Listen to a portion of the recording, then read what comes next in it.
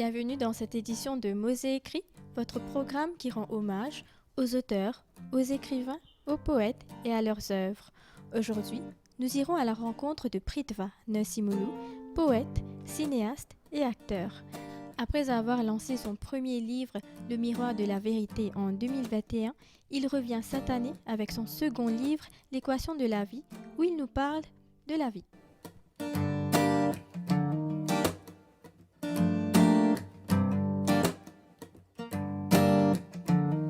Moi, c'est Pritva Nocimoulou, jeune écrivain de tout juste 28 ans.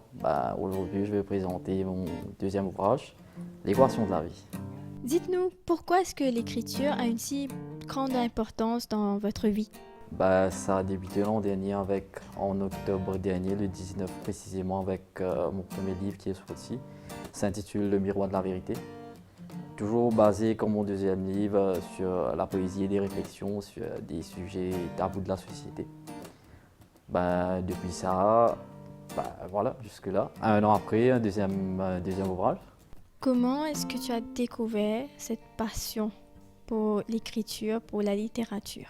Cette passion pour l'écriture a commencé il y a, je dois dire, pas mal d'années avec mon premier livre de Robin Sharma qui s'appelle Leadership Wisdom. C'était en 2015. Après ça, j'ai commencé à acheter toutes sortes de livres de leadership parce que le mot leadership en question m'intéressait beaucoup. Par la suite, un jour, je décide de pourquoi pas commencer à écrire quelque chose, mais ça n'a pas vraiment abouti comme je le voudrais, un truc qui inspirait les jeunes, inspiration quotes, etc., un truc comme ça. Au fil des années, en 2018, j'étais dans une ONG, il y avait une nouvelle recrute, elle travaille dans la presse. Elle travaille dans la presse à ce moment, j'ai oublié c'était quel journal, mais un jour, vu que j'étais dans le bénévolat, elle m'envoie un message, elle me dit tu as l'habitude sur Facebook, les réseaux sociaux, de commenter sur des trucs tabous, tout ça. Il y a une amie qui travaille à 5 plus, elle cherche quelqu'un dans un rubrique qui s'appelle À nous causer pour écrire un article sur le monde du bénévolat qui s'intitule, je me rappelle très bien, L'entraide et la solidarité. Là, on m'a dit un maximum de 500 mots, un truc comme ça. Écris un peu sur l'expérience que tu as connue dans l'entraide et la solidarité. Ça m'a pris près de 10 jours pour l'écrire. C'était mon premier article et je n'étais pas sûr que ça allait être publié. Je l'ai écrit, ça a été publié. Et depuis ça, comme si les mains ont dit pourquoi pas continuer. Le livre L'équation de la vie, justement, nous parle des émotions humaines. Est-ce qu'il y a une raison derrière ce choix? Quand j'écris, j'ai l'habitude de créer des personnages. Un poète fait ça souvent. Un poète crée des personnages, il doit se mettre dans le corps d'un autre. Il y a une fois, j'avais écrit un article sur la diabète, parce que c'était, je crois, la journée internationale du diabète.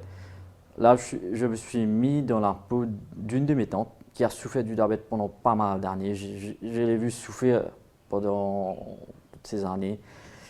Opération des yeux, etc., insuline, jusqu'au moment où elle a dû s'amputer d'une jambe. C'était pénible de voir ça. Là, je me suis mis dans son corps, un exemple, je me suis mis dans son corps pour écrire une poésie sur le diabète. C'est comme ça que j'écris. J'incarne des personnalités et mon petite astuce, je dois dire que j'utilise des voix aussi. Un exemple, j'utilise la voix de Michael Scofield de la célèbre série Prison Break que tout le monde connaît. Et puis il y a le film de Luc Besson qui s'appelle Lucie. Lucie, c'est un film qui m'a extrêmement inspiré parce que Luc Besson a mis une vraie histoire disant que dans un musée, c'est vrai, dans un musée, la première femme qui était s'appelait Lucie. La première être humain, on doit dire, s'appelait Lucie. Dans ce film, Luc Besson a montré que nous, les êtres humains, on utilisait le minimum capacité de notre cerveau, c'est-à-dire 8 à 12% approximatif, c'est ce qu'on a dit. Dans le film, arrivé un moment où l'actrice Scarlett Johansson ingurgite une drogue de synthèse qui s'appelle CPH4. Donc cette drogue, ça vient d'après le film, quand un bébé est dans le ventre de sa maman, la maman va produire du CPH4 pour les neurones du cerveau. Okay?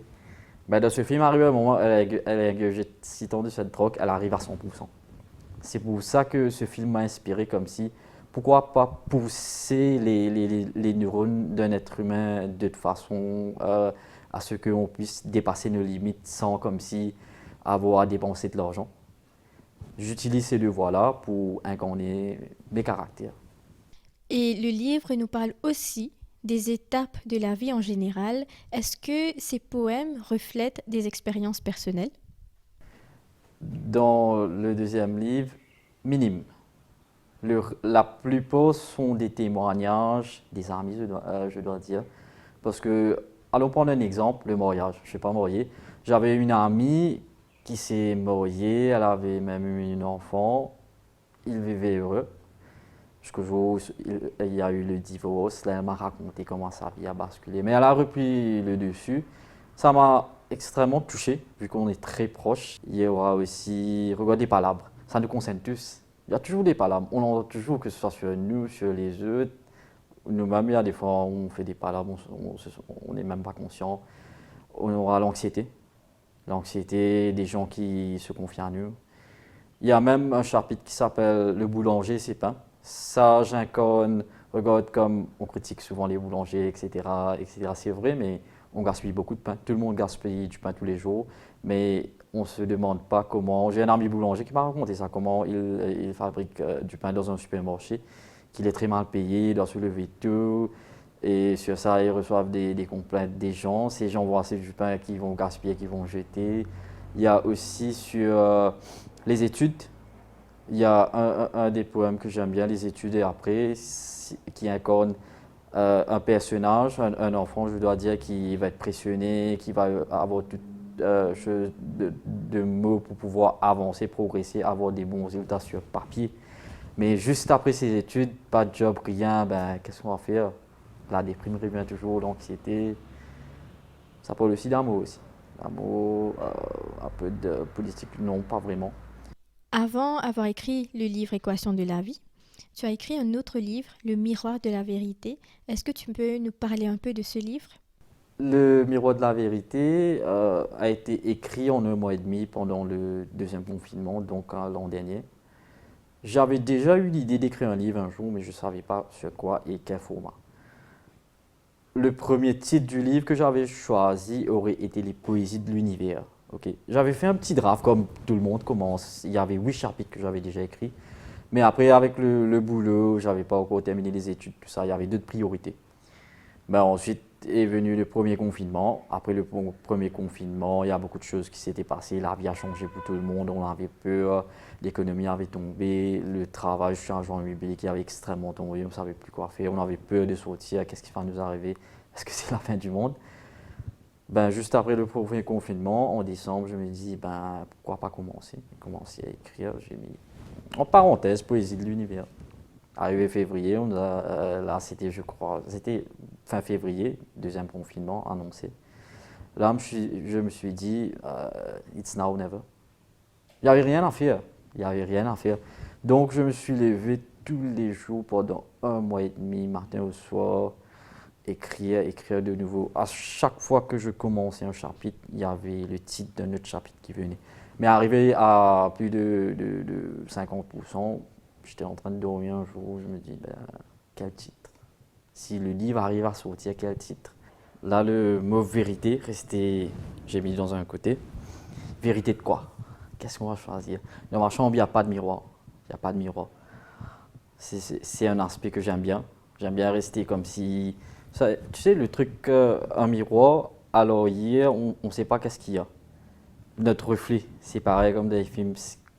Parce que quand on se regarde dans le miroir, on voit que notre aspect physique, on ne voit pas notre côté positif ou même négatif. On ne sait pas qu'est-ce qu'il y a, alors c'est comme si on regardait dans la réflexion. Mais là, le mot miroir est passé dans ma tête. Le mot miroir est passé dans ma tête. Pourquoi le miroir de la vérité? Là, c'est resté le lendemain. C'était toujours pendant le confinement. Je me suis dit, ben, le miroir de la vérité, on va regarder ça. Tu as mentionné un peu plus tôt que les personnes ne sont pas tout le temps d'accord avec les choses que tu dis, mais parle-nous de ton entourage. Est-ce que ils partagent les mêmes avis que toi sur la vie, etc.? Des fois, oui, des fois, non. Il y a une citation de Stephen Hawking, c'est le physicien qui nous a quittés, qui nous dit We are each free to believe what we want. Je ne suis pas là pour faire comprendre à quelqu'un quelque chose d'autre. On est libre de croire ce qu'on veut. Mais il y a des fois que je partage, je l'accepte, il y a des fois non. Bah, voilà, l'entourage, c'est comme ça, on peut... Il y aura dans l'entourage toujours un peu de rage, mais il y aura aussi des sages.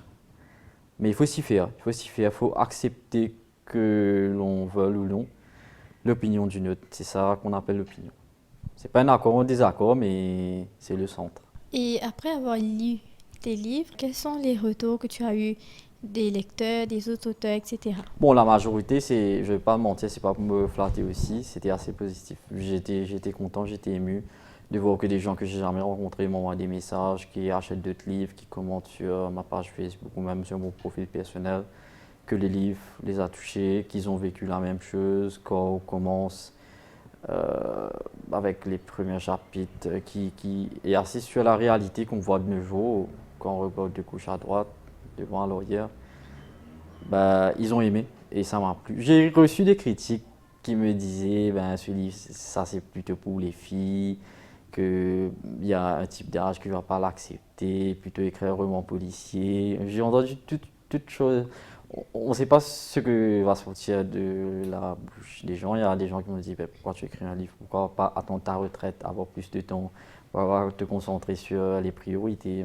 J'ai dit ben, tout le monde a des rêves, non? Il n'y a pas à choisir l'âge pour réaliser ses rêves quand même. Pour revenir à ton livre, L'équation de la vie, c'est un livre qui est rempli de poèmes, qui nous parle de la vie. Déjà, ça s'appelle L'équation de la vie. Est-ce qu'il y a un poème en particulier auquel tu tiens très à cœur? Il y a deux. Il y a le premier, Un amour impossible, qui parle de différence d'âge, etc., et qui se termine par un cœur brisé ne guérit jamais, et une véritable histoire d'amour ne finit jamais. C'est une des plus belles citations que j'ai écrites. Il y a ça parce que c'est basé sur mon ex. C'est basé sur mon ex, c'était un amour impossible parce que au moment du premier livre, elle a toujours été là pour moi. Jour et nuit, jusqu'à tard le soir, elle m'a toujours encouragé. Mais après, ça n'a pas marché, juste après que le livre est sorti, quelques mois après. Ça n'a pas marché, mais on est resté en contact, on est resté en bons termes de bons amis. Mais il y avait une chose qui nous reliait toujours, c'était la spiritualité, elle est aussi très spirituelle. Ben, je lui ai dit, ben, ce chapitre, c'est à toi. Elle était contente, mais la vie continue, on ne peut rien y faire. Puis le deuxième chapitre sera la sphère de la vie, qui est le troisième ou quatrième, un truc comme ça, je ne me trompe pas. La sphère de la vie, j'incarne la vie de tout le monde à travers une sphère. Imagine, Marine, ça c'est ta vie, ok. Tout le monde a des envies, tout le monde a du mépris, tout le monde a des rêves, tout le monde a des peurs. Ben, dans l'équation de la vie, le chapitre sphère de la vie, l'espace à l'intérieur, il y a beaucoup d'espace, mais elle n'est pas illimitée comme on dit. Donc il y a des fois, il faut retirer des éléments pour en mettre d'autres. Je te donne un exemple où tu vois, il y a beaucoup de gens riches, même célèbres, ils ont tout de leur vie, mais ils n'ont pas d'enfants. Le contraire, tu vas voir, il y a des gens qui n'ont rien, qui struggle in life. Ils ont beaucoup d'enfants, ils sont heureux en même temps, ils n'ont pas grand-chose. Ou il y a d'autres gens qui, en évoluant dans la vie, voient qu'il faut retirer des choses, il faut retirer des amis. Il faut retirer une ex, par exemple. Il faut retirer un job, changer de job, retirer une bêtise. C'est ça la sphère de la vie, parce qu'il y a beaucoup d'énergie. C'est comme des photons, des neutrons. Il y a beaucoup d'énergie à l'intérieur et des fois, ça peut bombarder à l'intérieur. Quand on met trop de choses à l'intérieur, le négatif peut attirer l'attractif peut attirer le négatif. Vice-versa, vice-versa. Ça marche comme ça. Ça bonbonne à l'intérieur. Ben, c'est ça la sphère de la vie parce qu'il y a beaucoup de gens qui se disent il y a des événements qui arrivent dans leur vie, pourquoi il m'arrive ça, hein? Pourquoi cette réaction? Ils ont toujours essayé d'éviter ça, mais quand on évite quelque chose, c'est plutôt l'attirer. C'est pourquoi j'incarne la sphère de la vie comme une sphère, un bulbe. À t'entendre parler, toi aussi tu l'as mentionné un peu plus tôt, on réalise vite que tu es une personne très spirituelle. Et il y a quelque chose qu'on remarque dans tes deux livres sur la couverture, et tu as aussi un tatouage de ce symbole, c'est un œil. Est-ce que tu peux nous expliquer ce symbole? Pourquoi est-ce qu'il est présent comme ça dans ta vie? L'œil de Russe m'a toujours intrigue beaucoup de monde aussi parce que c'est très prisé dans l'ancienne Égypte, ça a beaucoup de puissance dans l'ancienne Égypte. Des gens qui vont partir en Égypte pour voir ça sur la rue, des chaînes, des trucs sur des papyrus, etc. Moi, ça m'a toujours intrigué, mais le jour où ça a changé ma vie, c'était il y a 5 ans de cela, plus de 5 ans. J'étais à Paris. J'ai toujours voulu visiter le musée du Louvre, amateur d'art, je dois dire. Ben là, je suis parti, il y a une de mes tantes qui m'a accompagné dans la pyramide, un peu comme le film Da Vinci Code. C'était magnifique. Ben là, quand je suis rentré, je suis remonté en haut. Sur le premier niveau, il y a le map, tout ça là. Là, je me dis dans ma tête, tu dois voir les trucs égyptiens. Là, immédiatement, parce que c'est immense, le musée du Louvre, c'est immense, immense. Il faut, juste pour visiter le musée tout entier, avec toute l'attention qu'il le faut, ça peut te prendre une semaine, du matin au soir. Une semaine. Donc j'avais 20 minutes, moi. C'était choisir là, instantanément. Je me dis, premier truc, là je recommande avant. On va voir Mona Lisa, à quoi ressemble Mona Lisa. J'ai couru, on doit courir dans les couloirs. J'ai dû courir juste pour ne pas perdre de temps. Partir à Mona Lisa, joli mais petit. Mona Lisa, c'est comme ça. Et puis directement égyptien où j'ai pris beaucoup de photos. Qui, je sais pas, il y a des amis qui m'ont dit, ben peut-être il y a quelque chose qui t'a attiré ou qui est entré en toi, je sais pas, dans la plaisanterie, il y a des amis qui m'ont dit. Mais quand je suis retourné à Maurice, il y a beaucoup de choses qui avaient changé, dont une destinée, je dois dire. Un jour, je marche à Cœur-Pipe, j'ai un ami qui a un magasin à Cœur-Pipe, il fait des tatous. J'ai l'habitude de discuter avec lui, là, je viens dans ma tête, ben, j'ai un tatouage. J'avais pas de tatouage à cette époque. Ben, là, il me dit, tu plaisantes? Il me dit non. Il m'a dit, quel tatouage? Je lui ai dit, ben, l'œil de Russe. Il me dit, où ça? Je lui ai dit, là, comme ça, comme ça. Il fait vite, vite, vite. On monte en haut, il fait le tatouage. Je pars manger un truc. Juste après, il dit, ben, je veux faire un deuxième tatouage. Là, je me fais ça. Ça, c'est Ra. Je me fais Ra ici. Ra, c'est le grand-père de Russe, je dois dire, qu'on appelle aussi le dieu soleil. Il y a le film Gods of Egypt, on voit Ra qui apparemment voyage autour de la terre pour nous protéger de toutes sortes de créatures, c'est le dieu soleil. Ben, c'est comme ça qu'est devenu l'œil de Russe. Il y a des jours, après j'ai eu la bague, j'ai passé la commande de la bague. Il y a des jours où je rêvais de l'œil de Russe. Ça dépendait où l'œil me parlait. Je ne vais pas dire ce qu'il me disait, mais il y a des moments où il y a des épreuves dans les rêves. Ça se faufilait de 3 jours à la suivre. Okay? Dans un des rêves, ma bague se perd, je dois la retrouver. Sinon, il y a un gros problème qui va s'arriver, qui, à plusieurs reprises, c'est déjà arrivé. Mais dans d'autres rêves où le problème continue, je retrouve la bague. Ou des fois, je la retrouve brisée, je dois essayer de la coller et puis hop, je me réveille. Enfin, c'est assez fou ce que je dis, mais c'est vrai parce que c'était des dieux. Les dieux restent les dieux. Même ils vivaient plus de 1000 ans, bah, ça reste des dieux. Est-ce qu'à Maurice, en tant qu'auteur toi-même, tu penses que les auteurs moins connus, est-ce qu'ils ont une plateforme pour s'agrandir? Oui, bien sûr, il y a différentes plateformes. Le premier, je dois dire, ça va être Facebook, où il y a beaucoup de gens qui postent. Moi, je suis dans un petit groupe qui s'appelle À nous lire ensemble, qui est par John Eric Nielsen. Moi, j'ai écrit, avait déjà fait une petite review à Russe Créole l'an dernier, je dois dire. Ben, John, je crois, il est retourné. Il était en France, en Grande-Bretagne, je crois, plus de 3 mois. Ben, il avait créé l'équipe À nous lire ensemble avec près de 25 auteurs, quelques Français, le reste des Mauriciens. C'était une très belle idée, rien à dire. Mais comme tu me dis, les auteurs pas connus doivent s'inscrire dans ce genre de groupe pour rencontrer d'autres auteurs. Parce que l'image compte. L'image de l'auteur, comme je te l'ai dit. Moi, tous les mois, je fais des trucs près des librairies. je m'installe. Mes livres sont dans les librairies comme à Boucotte, à Bagatelle avec Madame Jenny Lam. Elle me donne toute une journée, je rencontre des gens, il y a des gens qui vont acheter, il y a des gens qui ne vont pas acheter. C'est comme ça qu'on se fait voir, connaître. Il y a un auteur qui m'avait donné ce conseil, il s'appelle Isa Askarali. Je crois que beaucoup de gens le connaissent. Isa me dit toujours, même si tu ne vends pas un livre, tu dois être là, tu dois parler à beaucoup de gens. Même une ou deux personnes, Isa me dit toujours, tu dois être voyant. Pas juste sur l'écran, mais dans le vivant aussi. Donc, aux librairies, dans des carrefours, etc. Parce que la meilleure touche, je dois dire, c'est un visuel, c'est un face-à-face. Rencontrer l'auteur, c'est une autre chose. L'auteur peut te raconter pourquoi il a écrit ça, pourquoi il ou elle a écrit ça, dans quel contexte. Est-ce que c'était vraiment la peine de l'écrire? Y aura-t-il une histoire après ou il y avait une histoire avant, etc. C'est ça le but, je crois. Le but marketing, je dois dire. Ouais, Isa me disait toujours ça. Pourquoi est-ce que tu encouragerais les personnes qui te regardent en ce moment à lire tes 2 livres? La raison d'encourager quelqu'un à lire mon livre, parce que c'est basé sur des faits réels.